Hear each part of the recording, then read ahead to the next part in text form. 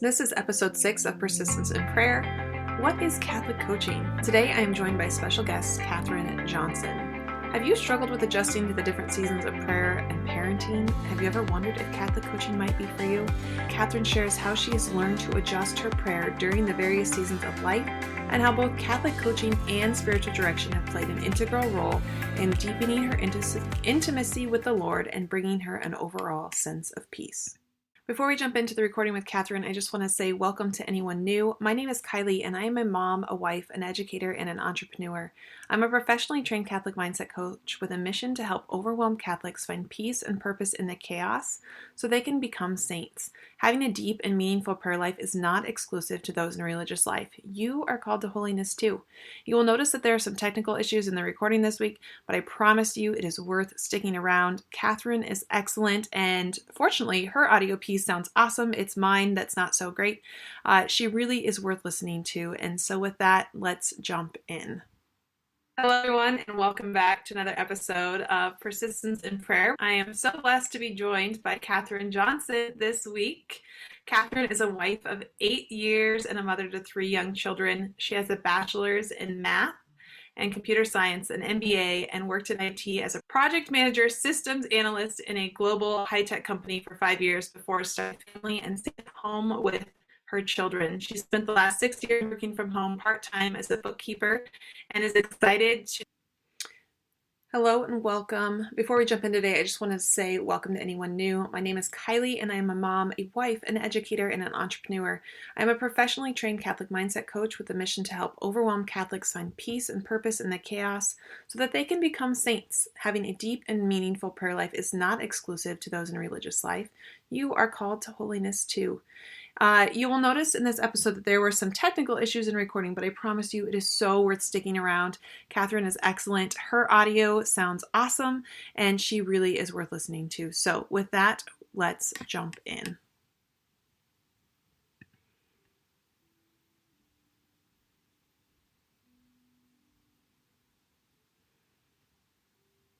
Now be embarking on the adventure of working as a Catholic mindset coach. I am so excited for you, Catherine. We're going to talk about Catholic coaching here in a little bit, but is there anything else you want to say to just introduce yourself to everyone? Hey, that encapsulates it. I have lived a very all over the place kind of life. I also worked in advancement at a university. So I've done fundraising, I've done all the things. I feel like I've done all the things from all over the place. And now I'm going to coaching. I love it. So I would love to know, because we're going to talk a little bit, or I want to hear your story, because we've talked about it before, about your transition in your prayer life from the different seasons of life. So what does a typical day in the life of Catherine Johnson look like right now, maybe compared to your IT days? Yeah, I'd say like it's far less predictable now, because my oldest is 6, so my 3 kids are 6 and under.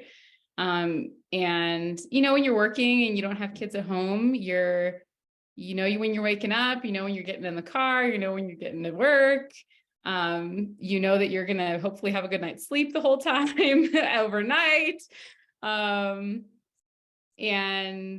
yeah, my life was I would say like very routine, very predictable. It was very easy to get into a routine. Yeah,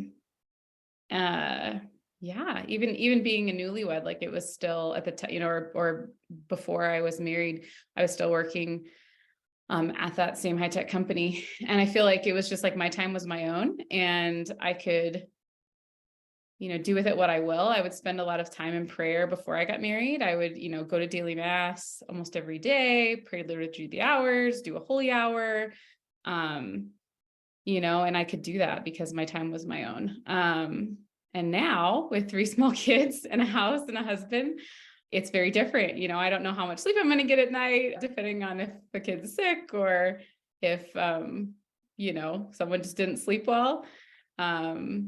Even though I'm not working out of the home, I feel like my time isn't my own and it's not as predictable now. And so like transitioning into prayer life, like it's been hard for me since becoming a mom and not working full time outside the home. Like it's hard to get into a routine with prayer life because you just don't know what kind of the day is going to throw at you. So yeah, it's great. I love my life now. It just looks very different. It looks very, very different than it did before. Because, Yeah. I don't know if you've heard. Go ahead. Oh, well, you just said, my time was my own and it's not my own. And that's one of the number one thoughts that I hear from people that I coach who are mothers. It's like, my life is so out of balance. My time is not my own. I'm ruled by my schedule. Like, I don't know how to fit me into my life. Yeah. Yeah. And it is a really big struggle. And I feel like I'm only just starting to get a handle on it like in the last year. And my oldest is 6, so I feel like in the last year I've kind of been able to get into a better rhythm, or like knowing, how much is too much in terms of like giving, like when am I really depleted on my me time? I was going to say, I don't know if you've heard like the concept of the bells, your children are, the bells, the diapers, the cries, all the needs of your kids are like the bells that monks have, or sisters, Oh. and so it's like a different form of, like a call to prayer, right? Because the bells in the monastic life are when they get called to prayer, even if in the middle of doing something, they still have to leave it and go pray. And I've heard that from Lisa Canning. I know you know Lisa Canning. Yeah. Lisa Canning, but even before her, I heard it. I read it in an article, and so I feel like the bells in my life there are many, and you never know when they're going to come. That's beautiful. I actually haven't heard that one. I haven't heard that from Lisa either. So that's really cool. I like that. And it's very true. Her life as a mother looks so different. And I think that's one of the things we have to remember is like in changing the diapers, that is our prayer life.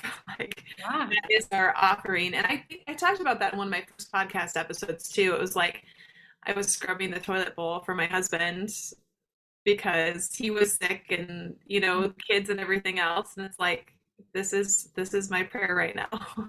Yeah. And it can be, I think one of the things that I've really worked on a lot in terms of mindset with prayer life is like that it's not supposed to look the same.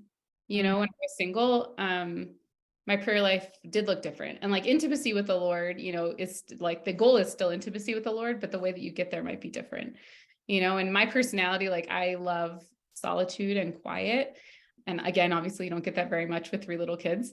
But like it was a big shift, and I've still been working on it. I've trying to figure out like, okay, I do need solitude and quiet, but I can't get as much as I could when I was single. So where can I fit it in? How can I fit it in? And like you said, like, how can I make the rest of my day a prayer, or how can I fit in prayer in the rest of the day in a way that maybe wasn't as natural when I was younger and my time was my own?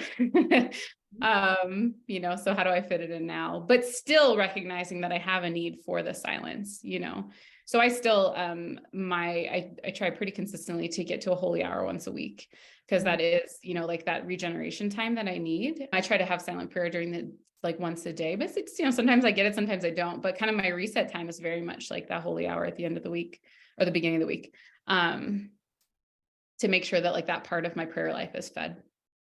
Yeah, I do a holy hour every week too, and that was tough for me to implement because I felt like I didn't have time. So I actually do mine in the middle of the night, and people think I'm crazy, but I don't feel guilty about not spending time with my children because they're sleeping.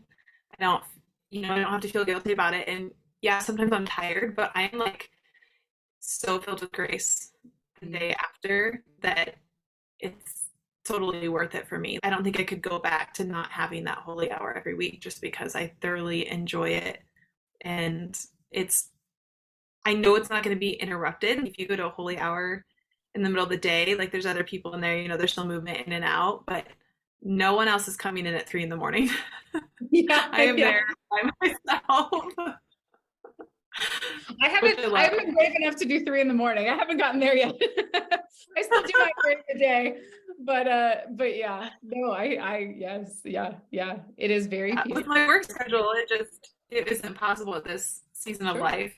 And I love that you talked about how everybody's journey is different because for me, I feel like my prayer life, I'm much like you. I need the solitude and I need the quiet, but I feel like my prayer life has deepened since I've had children Mm, because I was so sick during my pregnancies and I've mm, had a lot of like chronic illness since that it has forced me to slow down because I am someone that is like, I'm going to fill every second of every day with good things, like helpful for other people, but I didn't make time for my prayer life. The first thing to go was always sleep. The second thing to go was my prayer time to try to get all the things done as a teacher. It was like there was always grading, there was always parents to email, there was always students to help. Like everybody else came first.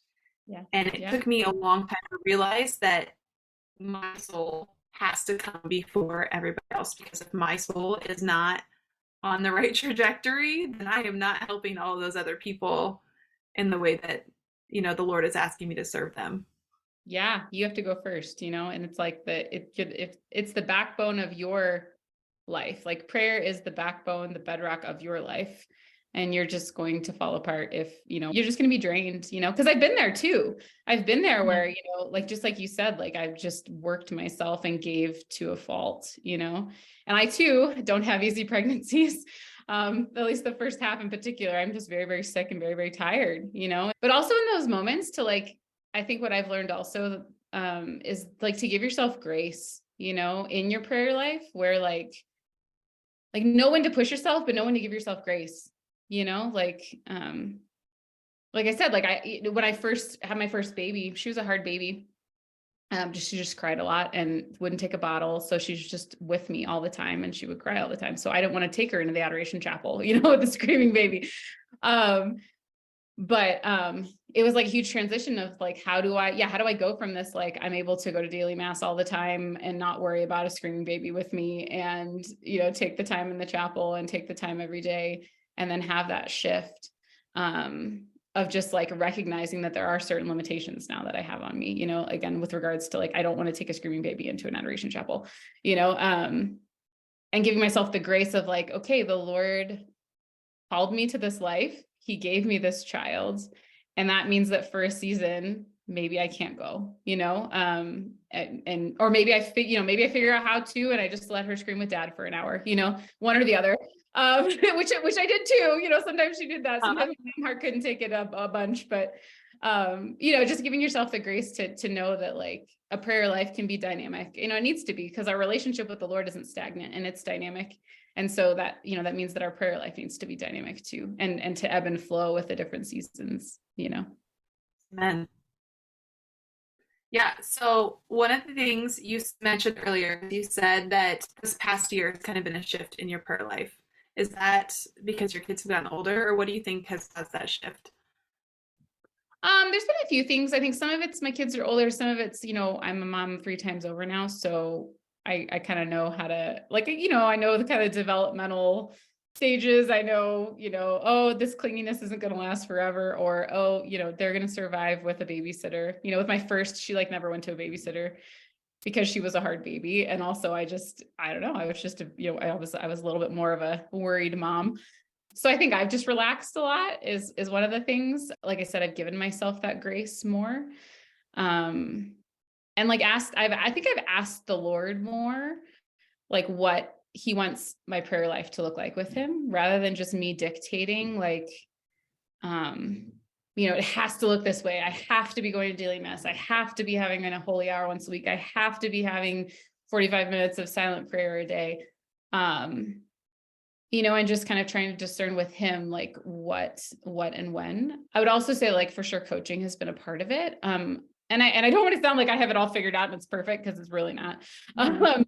But what I've noticed that I've done recently since like being introduced to coaching is when I notice that I'm struggling in my prayer life, I like interrogate what the emotion is behind it, why it's there, what the block is, whereas before I might have just like slacked off on my prayer life until it was painful and then realized, okay, I need to come back, and now it's kind of like when I realize that I have like an avoidance, or I'm just not as like excited to be with the Lord or whatever. Like I feel like I can catch it if that's the right term, but I can kind of catch it earlier, where it's just like, okay, I noticed that the disposition of my heart has changed. Like, what's going on? What am I thinking that's causing my heart and my emotions to shift, when I approach the Lord?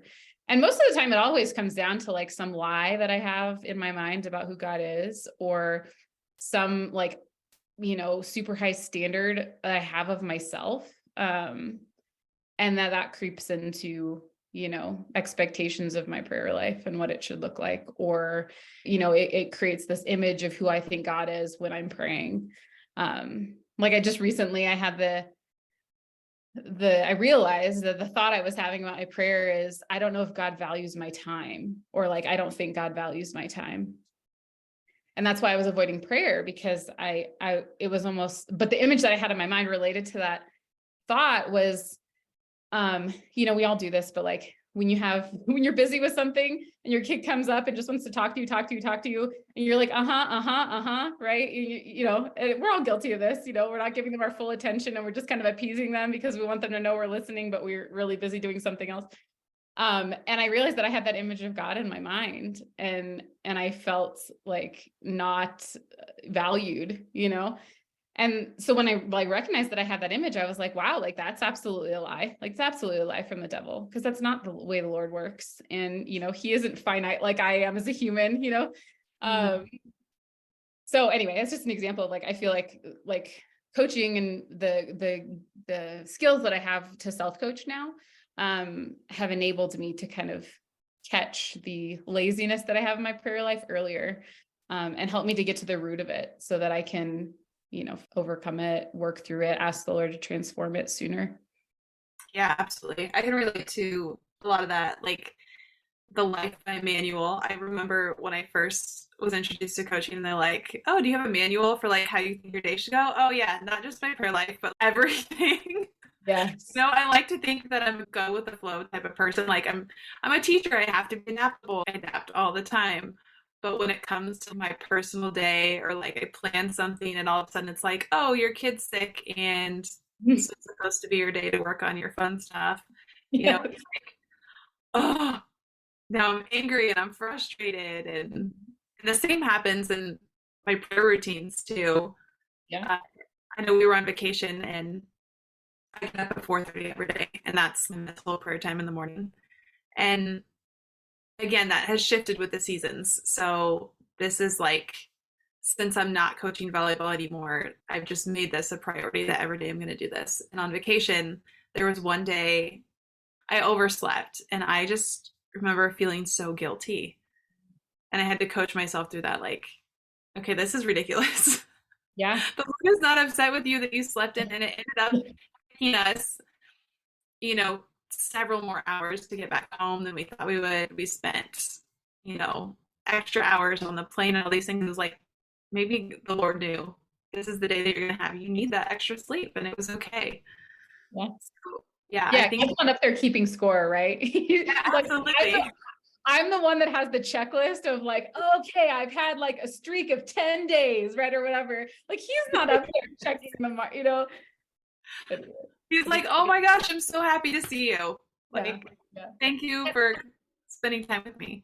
Yeah, I had a coach actually recently, because I went to be coached on my prayer life. And she recently actually gave me a really good analogy, and I really loved it. And she was talking about, she's like, okay, think of it like when you're with because I was saying, I just want to have like such a good, good conversation with the Lord every day.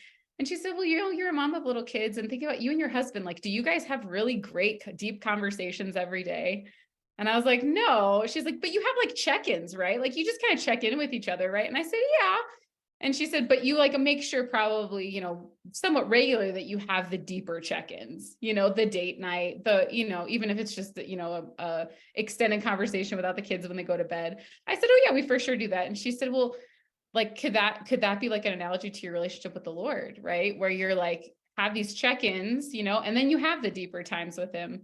Because I had a manual, right? I had this expectation of myself that every day my prayer needed to be like an hour of really deep, intense, like conversation with him, and it needed to be meaningful and awesome and blah, blah, blah. And when she framed it that way, I was like, okay, like that's, I don't feel guilty when I talk to my husband, like I just, maybe I have, a few minutes here and there to check in with him. throughout the day. And then maybe we have a longer conversation at night or whatever. I don't feel guilty about that with him because I know that we're in good relationship, and I know that that deeper time is going to come. But it was an interesting shift in my mind of just like with the Lord, like it could look the same, as well for the season. Yeah, absolutely. That reminds me too of how many times in prayer we try to show up and make something happen. Like we want to feel something, so like we try to happen when really we can't do anything. Like we can show up, but the Lord has to make it happen. And like, the more we try to force it, it's not going to go where we think it's going to go. Or the reminder that prayer is not about you, right? Like silent prayer is not about you. Yeah. I think it's so easy for us to go to prayer and to silent prayer and be like, I want an answer on these things, or I'm feeling bad. I want to feel better, Jesus, or I need to be with you. Like, it's so easy to go in with an agenda, and I always have to remind myself of like, this is not about you, Catherine. Like, this is not about you. And then you're not here for you. Like, you're here for Jesus, Mm-hmm. drop your agenda, drop your whatever you have, planned, whatever you're going to talk about, with the Lord, like let him just love you, and like silent prayer is not about you. So Yes. And that is why I do my prayer time in the morning. Like that has been a game changer for me, just because like your mind isn't so many different places, starting fresh, just waking up, and it's kind of beautiful. yeah, it's a blank Uh, slate. yes, absolutely. So one of the things that I want listeners to know, especially moms, is that they can both work and have deep, meaningful prayer lives. So if you had to summarize for someone like your best advice to stay persistent in prayer, what would it be? What keeps coming to mind is just give yourself grace, and Mm, don't and give yourself grace because the Lord gives you grace. Like, don't be harder on yourself than God is. That's actually something that like a spiritual director is I've brought to him before, where I'm like, I judge myself harsher than God judges me. And that's a form of pride. We can talk about that all day long, but yeah, just to remember that God loves you, and he wants to spend time with you because he loves you, and not because there's some spiritual scorecard in heaven. Um, and then he understands, what you're going through in your life, that he sees it and he sees you, and he's not up there, like demanding more from you in an unreasonable way. Like you'll be convicted if you're being slothful and you're being lazy in your prayer life. That's the thing that can happen. The Lord can convict you in a gentle way, in a loving, gentle way, and you'll know. But it's not out of like guilt and obligation and the shoulds, as we say, like I should, right? I should do XYZ. Like the Lord loves you, and he gives you a lot of grace, and wants you to give that same grace to yourself. I just feel like that's what I probably needed to hear 6 years ago. But that's also because, my personality, I just can be really hard on myself. My personality, I can be really, really hard on myself. So, yeah, hopefully that helps somebody, but Amen. I think it's something that we know, right? Like you hear, give yourself grace, but what does that, I mean, I think you have to talk about what does that actually look like to give yourself grace? You know, just like you said, don't be harder on yourself than the Lord is on you. The Lord is loving and kind and forgiving, and um, you know, recognize what season of life you are in. But there is a balance between, am I being lazy, or is this the season of life that I'm in? And I think that that's really where we need other people. We have so many blind spots that we cannot see. That is why the Lord built us in community, not to be here alone, but to be surrounded by other people who are journeying on that same path to union with Him. And so that's where I think coaching is so essential, and also spiritual direction, which I would love to talk about the differences a little bit with you if you don't mind. But go ahead, and what else were you going to say? oh, I was going to say there's a discernment, there's discernment involved. And that discernment, of course, is easier with, the help of a good spiritual director, because you get out of your own head. Like that's the biggest thing, is you get out of your own head. But what I was going to say is like, it's virtue, right? Like a healthy, good prayer life is the pursuit of virtue, and virtue, like vice is on either extreme, right? And so of course, like it's going to be a dance and it's going to be a balance, because virtue is that narrow path, and so it's very easy to like err on the side of overzealous to the point of, the point of sin. And then it's also easy to err on the side of laziness, and so sometimes we can get caught up in that, oh my gosh, but it's so hard to be right in the middle. And it is, it is hard to figure out how to, walk the narrow path. But yeah, I love what you said about it's much easier if you're not trying to do it by yourself in your own head all the time. Absolutely. Like, community is so essential. How would you say, like, the difference between having someone coach you in your prayer life? Ironically, I had taken a long break from coaching because I am a full-time teacher and I was a head volleyball coach. And so when I finished up my training through Metanoia Catholic to become a coach, I had to take a break from it.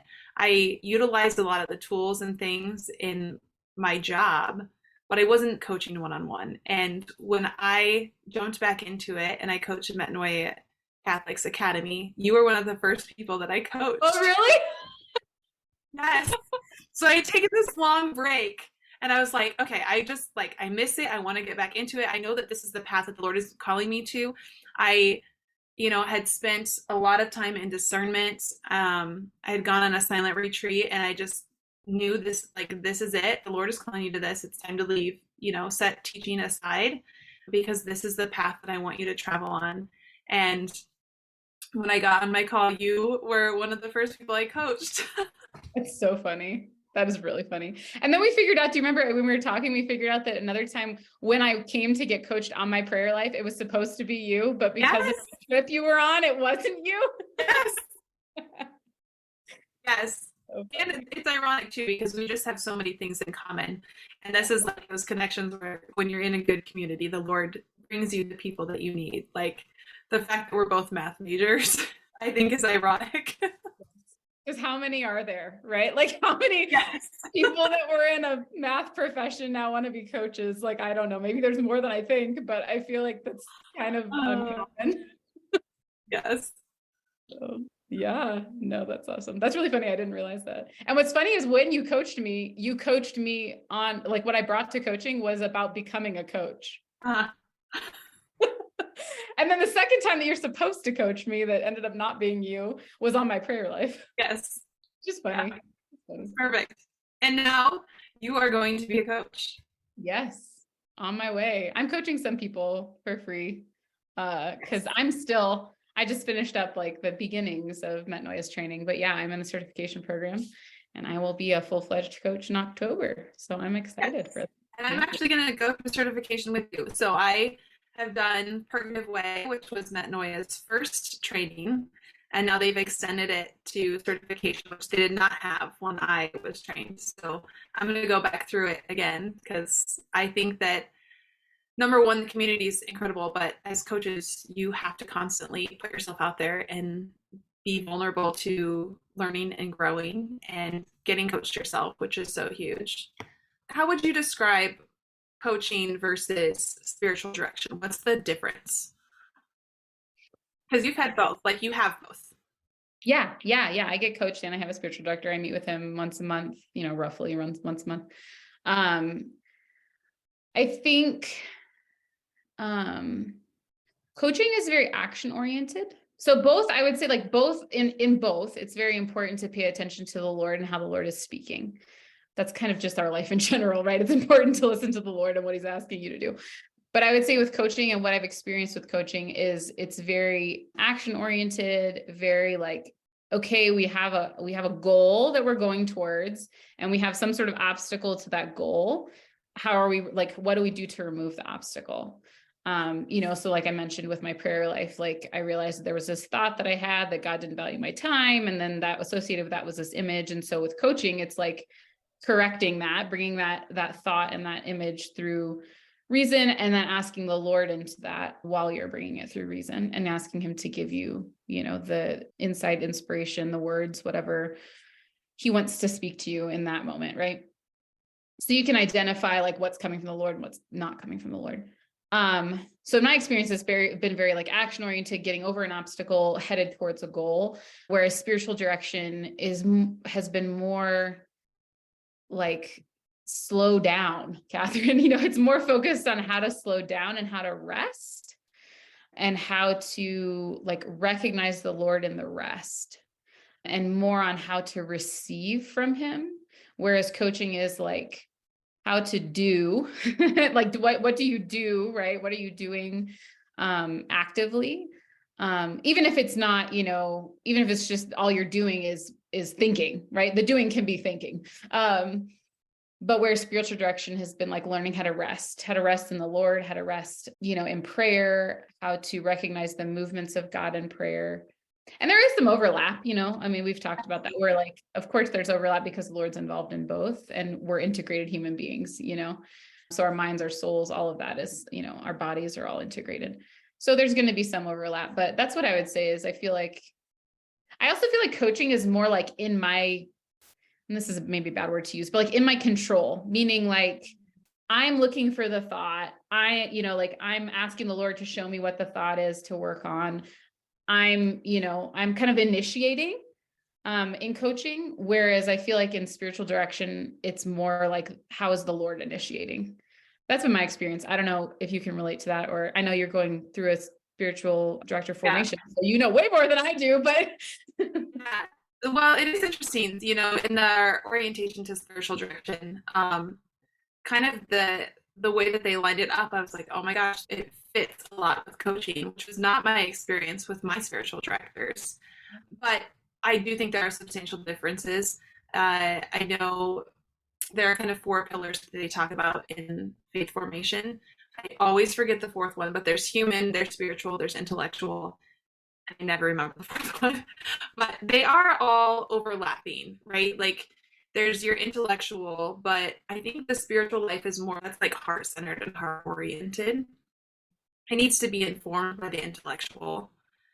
So there's that overlap. And then, like you said, the action oriented from coaching, that's like the human formation of informing the intellect and strengthening the will.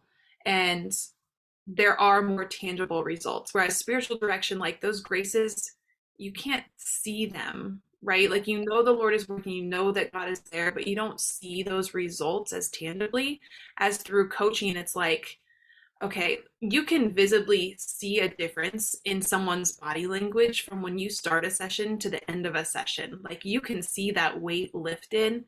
You can see like their action step that they take from one week to the next. Things are getting done. yeah.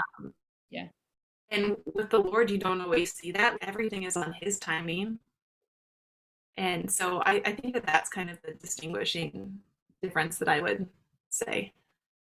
Yeah. And I would also say, with like, I don't go into spiritual direction with a particular goal in mind.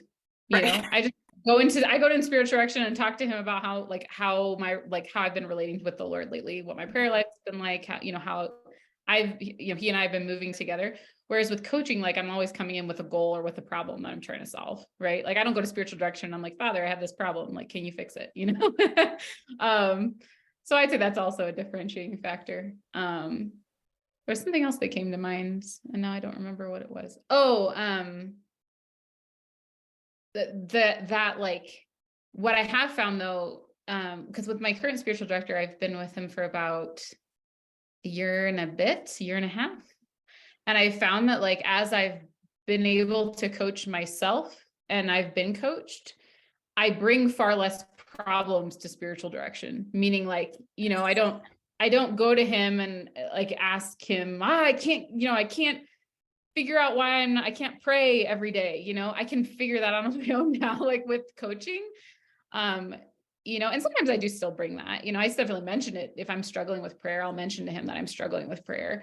But I also have been able to identify more myself, like I'm struggling with prayer and here's why, so I think there's definitely been like huge benefits in my spiritual direction where I've been able to really focus on like the movements of the Lord rather than all of these other peripheral things, like lies that I believe about God and all this other stuff, whereas the better formed I've been with coaching. It's enabled me to really like focus and hone in spiritual direction on my spiritual life and all these other peripheral things. Hmm. Yeah, I think like the movements of the spirit and spiritual direction. I was just thinking back over people that I've coached, and I love coaching people on prayer life, which there is like it's still distinguishing because I don't want to go into spiritual direction because that's not where like the coaching direction is.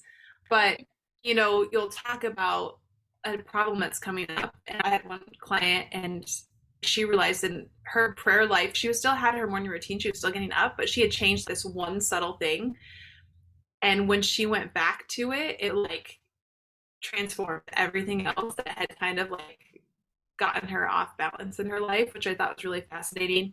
I had another mom come to me, and she said, I just feel like my whole life needs an overhaul, but I need to start with my prayer habits.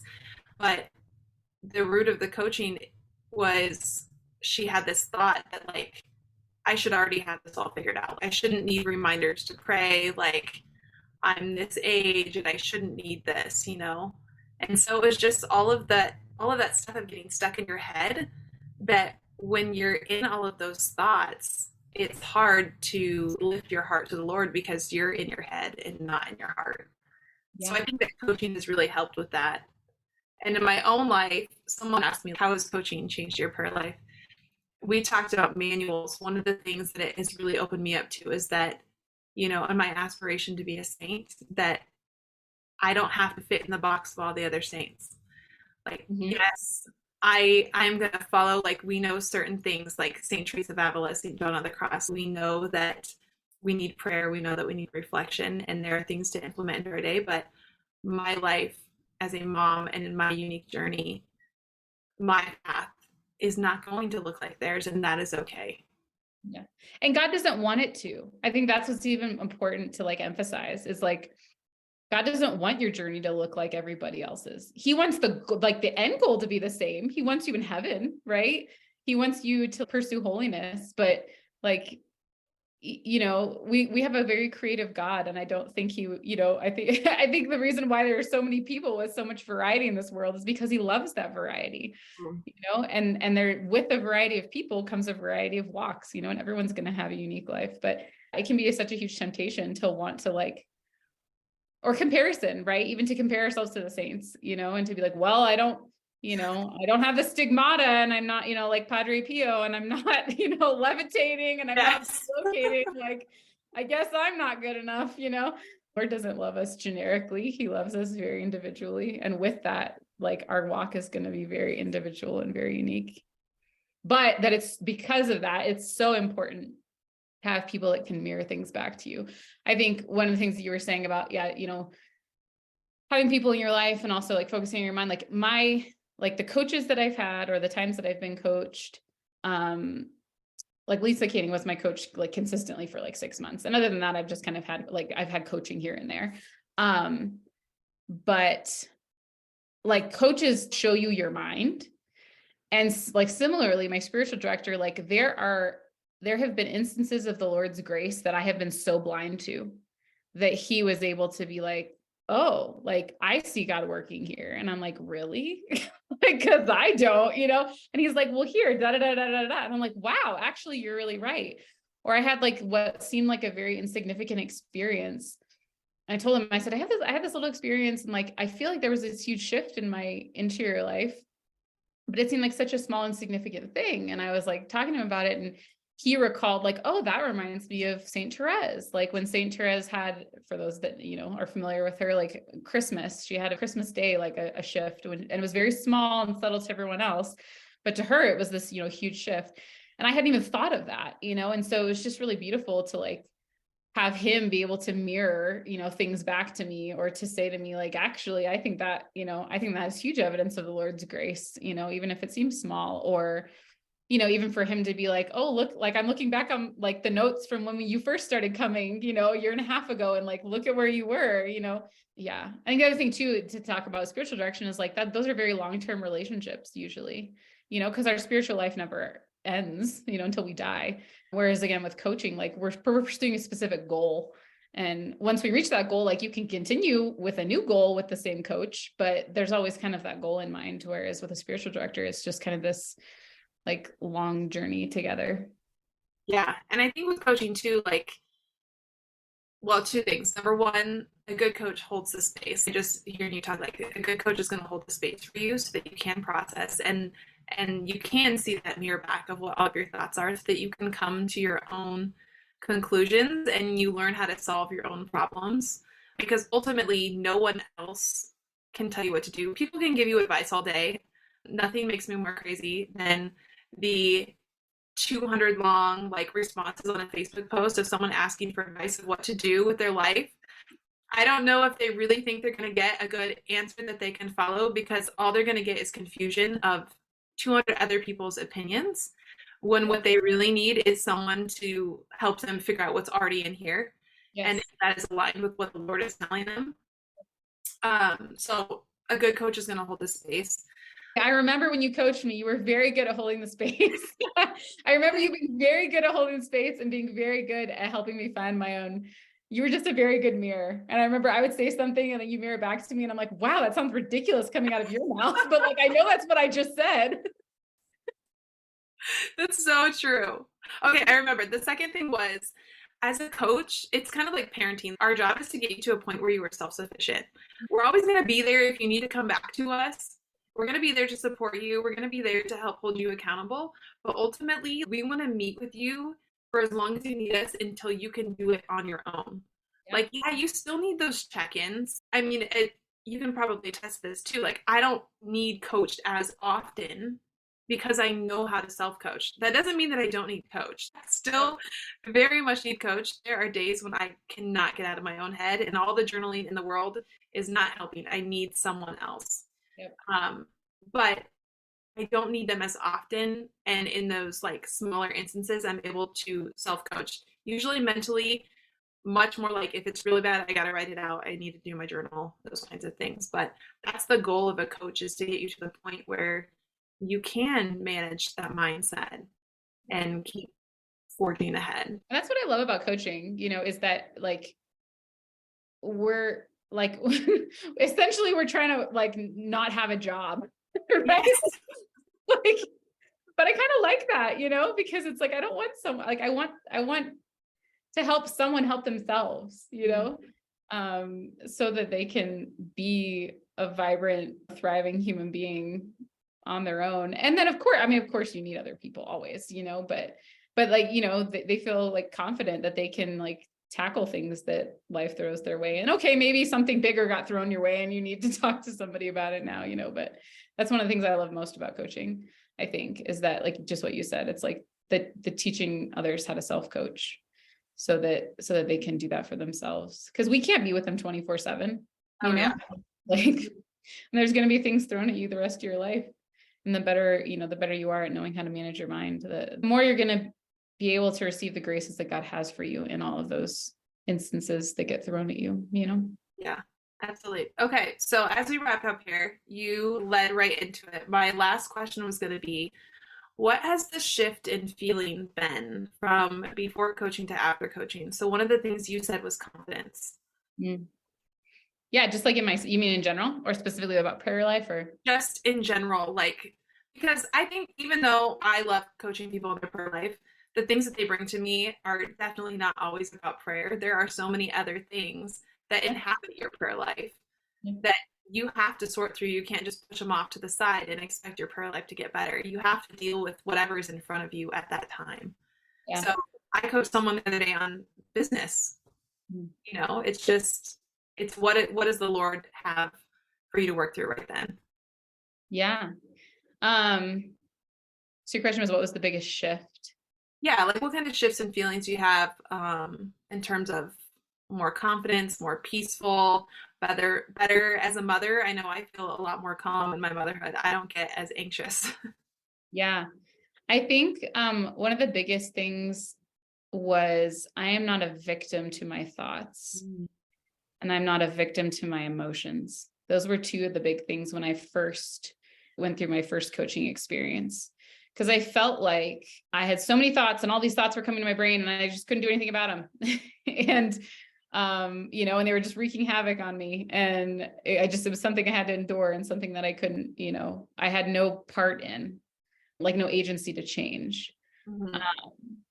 So I think for me, there was a lot of empowerment involved, and with that confidence, because I realized that the Lord, like I realized more like the intellect and the will that the Lord gave me to choose my thoughts, to first like figure them out, and then once I figured them out, to choose different ones.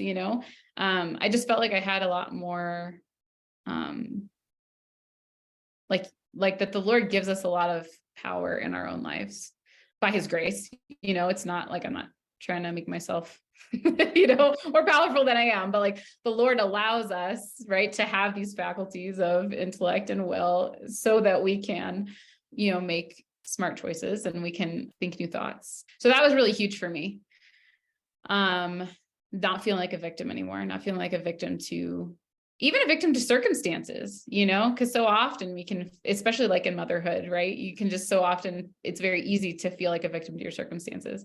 Well, the baby woke up at 4 a.m., so I'm just going to be tired and crabby today, And like, yes, there's a certain element of course, it's harder to be happy when you have less sleep. Okay. I would also argue that that's a thought, but anyway, just realizing that like my circumstances don't dictate my life. Like, that even when there's things outside of my control, like my children's sleep schedules or like my children's, how often they get sick or all of those things, that like, I still have a certain amount of choice well, no, I don't, I do have a full choice over what I think. Right. And that those thoughts lead to the feelings, which lead to the actions. That was huge for me. And then with that, since I could choose my thoughts and I wasn't a victim to my thoughts, that I wasn't a victim to my emotions anymore. So often I felt like, oh my gosh, I'm just having all these feelings are just happening to me, to the point that's true, because like feelings can happen very quickly, but like, and I know you've heard it in our coach training, but it's like and I don't know perfectly, but it's something like the initial emotion lasts 90 seconds. And if it lasts longer than that, it's because you're choosing a thought in your head. It's because you're choosing to make that emotion persist because of something you're thinking. And so when I learned that, it just made me realize again, like how much control I had, like the Lord has granted us to have, that we're not meant to just, wallow in these difficult emotions or whatever. Like the Lord does allow us to have those emotions, to show us something. Like if you're getting angry, like, of course, be aware of the thoughts that you're having, but then like ask the Lord, okay, why is this happening? What are you trying to tell me about myself? Like, I feel like I have a much healthier, I'm still on the journey, very much on the journey, but I have a much healthier relationship with my emotions now, I feel like, than I did before. And I'm still on the journey, but I feel like I'm not afraid of them. I used to be kind of afraid of them, or I used to feel like a victim to them. And now I feel like much more, I understand why the Lord gave us emotions more, and I'm able to see them more as a gift. I love what like I think Matt has said it, maybe it was Matt or Aaron, Ingold, who are the founders of Metanoia, at some point said something along the lines of like, when an emotion comes up, it's like the Lord knocking on the door of that part of your heart and of that emotion, asking to come in, especially when it's the uncomfortable emotions, and you just like don't want to go there. And I remember them saying that, and I loved that, as opposed to like feeling afraid of that emotion, or like not wanting to go there, not wanting like the icky feeling that might come with that emotion, whatever emotion. I really love that. So I feel like that's been a huge shift. I think with that, there's just a lot more peace. Like you were saying, when you don't feel like a victim to your thoughts, to your emotions, to your circumstances anymore, there's just a certain amount of peace to that. And I feel like the intimacy that I have with the Lord now as a result of coaching and self-coaching, like that is also the source of peace, because like I've been able to identify so many of the lies that the devil has tried to tell me about the Lord. And I've been able to drop so many of those. And I've been able to, see him more clearly. I feel like I'm still a far way off because I'm a sinful, finite human being, but just the amount of like scales, that haven't been able to fall from my eyes. I feel like my trust in the Lord is so much deeper than it used to be. And with that, the peace that comes with that is huge. I think for those of us who like to be in control, like this was such a good reminder through coaching that you always have a choice. So you do have control of some aspect. Like there are a lot of things outside of our locus of control, but you always have some sort of control. That doesn't mean that the choice is easy, or like if you're truly discerning and following what the Lord wants you to do, that doesn't make the choice easy, but it is a choice. And there's freedom in that choice. Yeah. Yeah. And again, there's that fine line between like, you have control, but don't abuse it. Like, like, and I always remember that what is in your power is because the Lord has allowed that to be in your power, Everything is a gift. Yes, yes, yes. Awesome. Thank you so much. This was fun. I hope that we can have you back again at some point. And do you have any last words of wisdom? Go get coached. Go get coached. If you have no idea what it is, sign up for Discovery Call with Kylie and she'll show you. Yes, you're missing out if you don't get coached. I know I was so scared. I shouldn't say scared, but just like, it's kind of intimidating the first time you ever get coached if you have no idea what you're walking into. And so just, it's freeing. It's not scary. It's just an opportunity to open up and see what's actually already in your mind. I would also say, maybe this is what I'll also say, if you're a skeptic, I was a skeptic, right? So like I heard like life coach, right? I kept hearing life coach. We've talked about this. We talked about this, yeah. I was like life coach and I was like, ugh.